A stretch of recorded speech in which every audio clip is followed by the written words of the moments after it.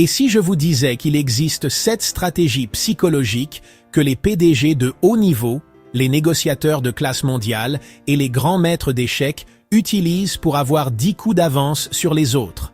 Ce sont des stratégies si puissantes qu'elles peuvent littéralement reconfigurer la façon dont votre cerveau traite l'information et prend des décisions.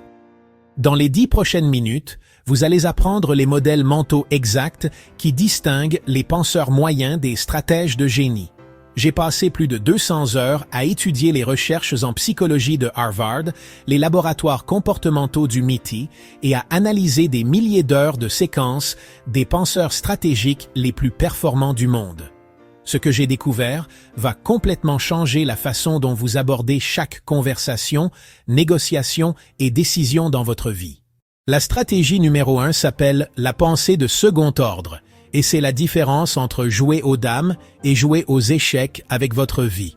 La plupart des gens pensent aux conséquences de premier ordre.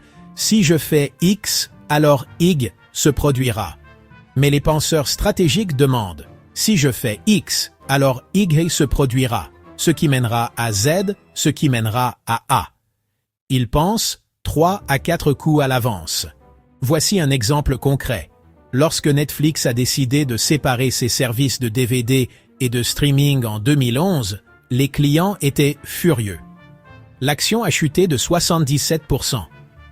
Mais Reed Hastings utilisait la pensée de second ordre. Il savait que s'il ne tuait pas son activité de DVD, quelqu'un d'autre le ferait. Le résultat? Netflix vaut maintenant plus de 200 milliards de dollars. Votre action. Avant de prendre une décision importante, demandez-vous au moins 3 fois.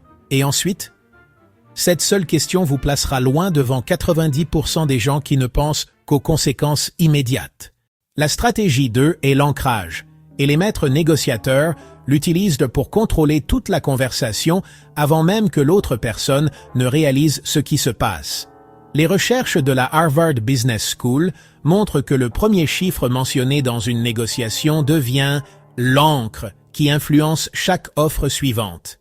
Mais voici une technique avancée que la plupart des gens oublient. Au lieu d'ancrer avec votre résultat souhaité, vous ancrez avec une position extrême qui fait que votre véritable objectif semble raisonnable.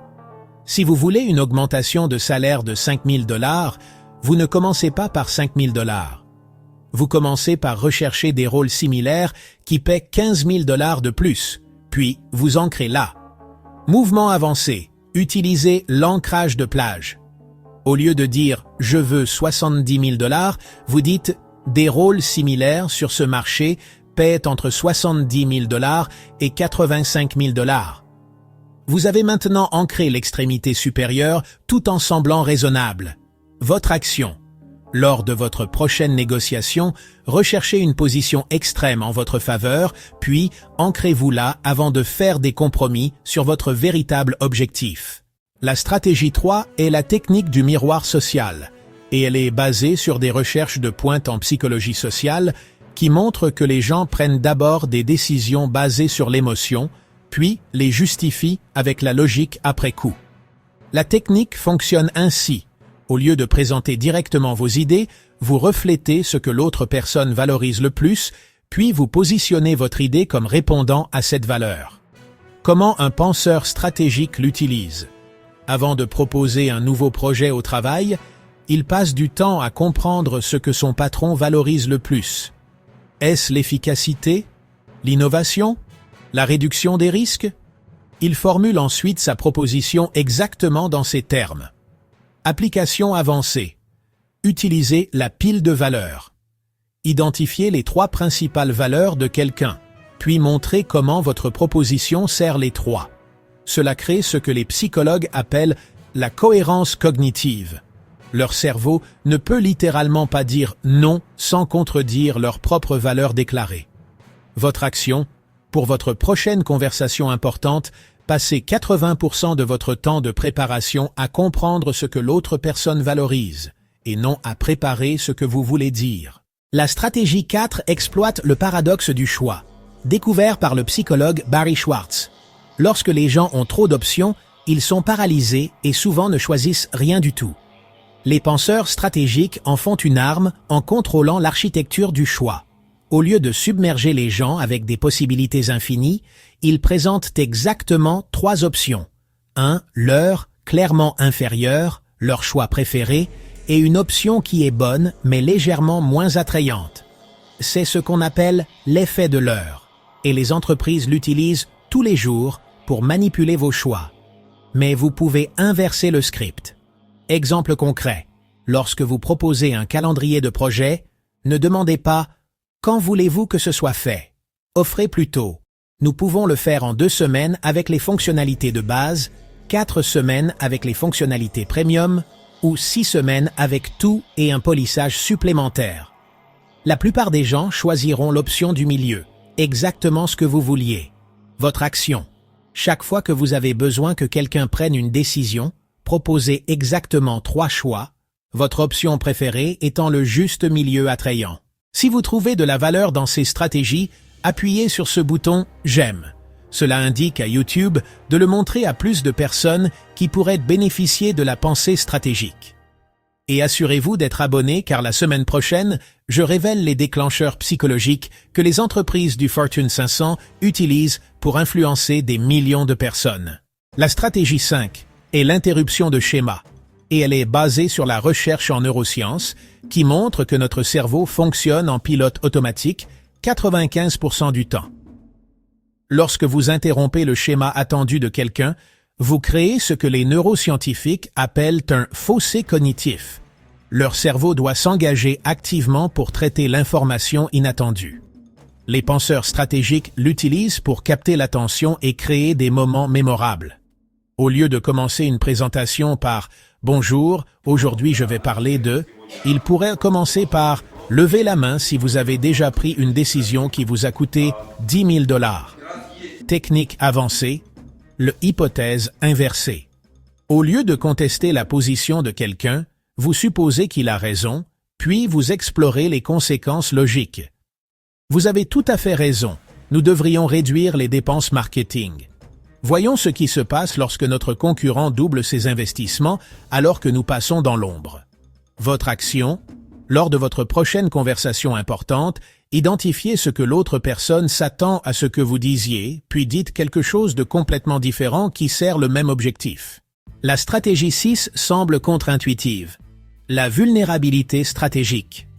Les recherches de Brené Brown et de l'économie comportementale montrent qu'une vulnérabilité contrôlée crée une sécurité psychologique et une confiance plus rapidement que toute autre technique. Mais voici la partie stratégique. Vous n'êtes pas vulnérable au hasard. Vous partagez délibérément des difficultés spécifiques qui vous humanisent tout en positionnant vos forces. La formule « Partagez un défi passé plus ce que vous avez appris, plus comment cela vous rend meilleur maintenant. » J'étais terrible en prise de parole en public. Une fois, j'ai complètement oublié ma présentation devant 200 personnes. Mais cet échec m'a appris à toujours avoir un plan de secours et à me connecter aux individus de l'audience plutôt que d'essayer d'impressionner la foule. Pourquoi cela fonctionne?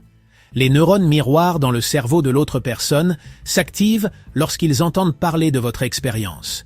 Ils se sentent littéralement connectés à vous au niveau neurologique. Votre action? Préparez 3 histoires de vulnérabilité stratégique qui démontrent votre croissance et votre apprentissage. Utilisez-les lorsque vous avez besoin de créer rapidement un rapport. La stratégie 7 est la maîtrise du méta-jeu, la capacité de sortir du jeu actuel et de changer complètement les règles. Alors que tout le monde joue selon les règles établies, les penseurs stratégiques demandent « Et si nous jouions à un jeu complètement faux ?» Exemple historique. Lorsque Southwest Airlines est entrée dans l'industrie aérienne, elle n'a pas essayé de rivaliser sur le luxe ou les routes comme les autres compagnies aériennes. Elle a complètement changé le jeu en rivalisant avec les bus et les voitures sur le prix et la commodité pour les vols courts. Application personnelle. Au lieu de demander « Comment puis-je obtenir une promotion ?», demandez « Comment puis-je rendre la promotion non pertinente en créant tellement de valeur que les opportunités me trouvent ?» Au lieu de demander « Comment puis-je gagner cet argument ?», demandez « Comment puis-je rendre cet argument inutile ?» Mouvement avancé. Identifiez toujours à quel jeu tout le monde joue. puis demandez « Quel jeu aimerais-je jouer ?»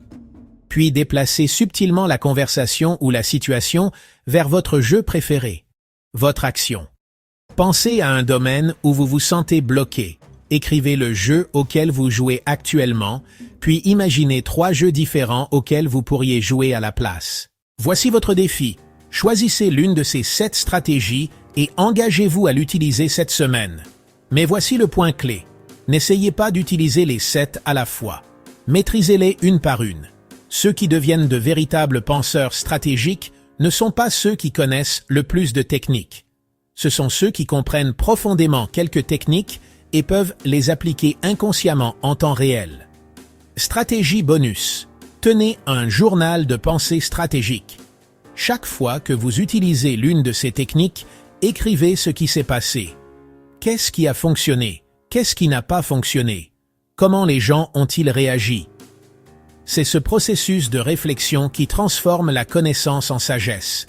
N'oubliez pas, le but n'est pas de manipuler les gens, c'est de penser plus clairement, de communiquer plus efficacement et de créer de meilleurs résultats pour toutes les personnes impliquées. Si cette vidéo vous a aidé à penser plus stratégiquement, vous devriez vous abonner et appuyer sur cette cloche de notification. La semaine prochaine, je révèle 5 déclencheurs psychologiques que les entreprises d'1 milliard de dollars utilisent pour influencer la prise de décision. Et comment vous pouvez les utiliser éthiquement dans votre vie et votre carrière.